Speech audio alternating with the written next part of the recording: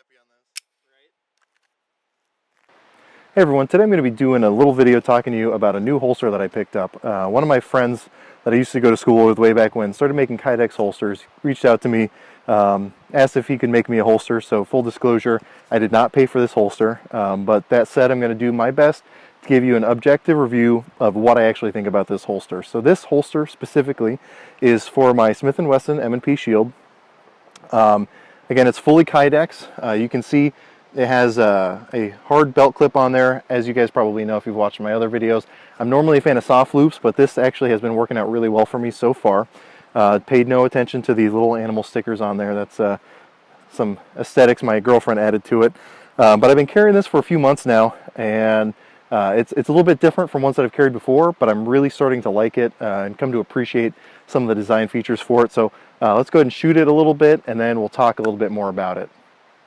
So as you guys can see, it's really easy to draw from, really easy to reholster with. That's one reason I really like kydex holsters. You don't have to worry about using two hands to reholster. Your holster is going to maintain its form and allow you to put your gun right back in single-handed without having to look at it. That's something I really like. Something you may have also noticed is the ride height is a little bit higher than a lot of the other holsters I've used, and I'll probably cut in pictures of this next to my Blade Tech clipped holster, which is also for my Shield, so you can kind of see a difference in how it carries. But I almost like it riding a little bit higher. First of all, in the appendix position, it makes it a lot more comfortable. You don't have that the muzzle of the gun digging into your leg or anything like that, or other important areas, as I'm sure you guys have carried appendix know about. Also, what it allows you to do is get a much better firing grip on the handgun as you're drawing it out. You don't have to worry about getting your fingers in between your belt and your the grip of your gun. It allows you to get that grip on there as well. So again, I'll cut in some footage showing exactly how that works. A little bit close up so you can see exactly what I'm talking about if you didn't notice it earlier. So as you can see, this is what I'm talking about, where there's a little bit more clearance between the grip and where the belt line is. So that allows me to get a full firing grip as I draw it out of the holster. It's going to take less time to actually get on target that way. Also, it's going to give me a much more solid grip directly onto the target, which is something that you really want if you want to have quick, accurate follow-up shots. So, because it rides a little bit higher, you do have to worry a little bit more about printing, but even then with this shirt on, it still doesn't print very bad. Also keep in mind, one of the nice things about carrying appendix is people don't typically look in this region, so people aren't necessarily looking for a gun to print there. But even with how high it's riding, as you can see, it's really not printing that bad in this shirt. Typically, if you wear darker shirts, it's going to help anyway, but to me, it's not really that bad. And again, it gives you full access to that. So one thing people always are interested in, and is a very important thing when it comes to kydex holsters, is the retention. And this thing has really nice retention. It doesn't have adjustable retention, so keep that in mind. I think some of his future models probably will. This one does not. But even then, you know, I can shake this thing up and down, and this isn't moving at all. There's no sound of jiggling in there. I'll even try to hold it up closer to my mic. And you can tell that the only thing I can hear moving is my watch.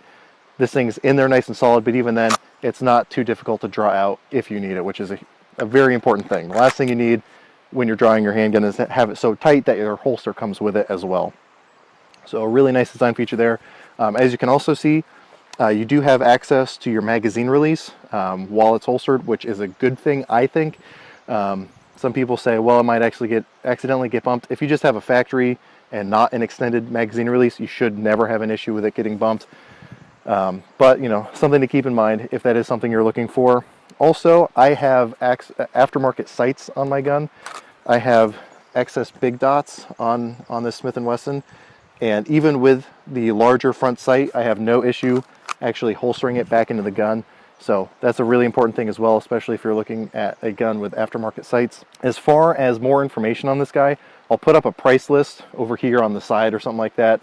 As well as in the description, I'll put a link to his Facebook page so you guys can check him out if you're interested in it as well. Considering, you know, he's still fairly new to making holsters and it's something he does on the side, I'm really impressed with what he's putting out. I really encourage you guys, if you're looking for a holster, especially if you're in the Oregon area, his turnaround time is really quick and he has very reasonable prices. So I highly encourage you to check him out. Again, it's Stack Tactical. And again, I'll put the link to his Facebook page below so you guys can check it out. But again, really impressed. Hope you're able to get something out of this video, and I really appreciate you watching.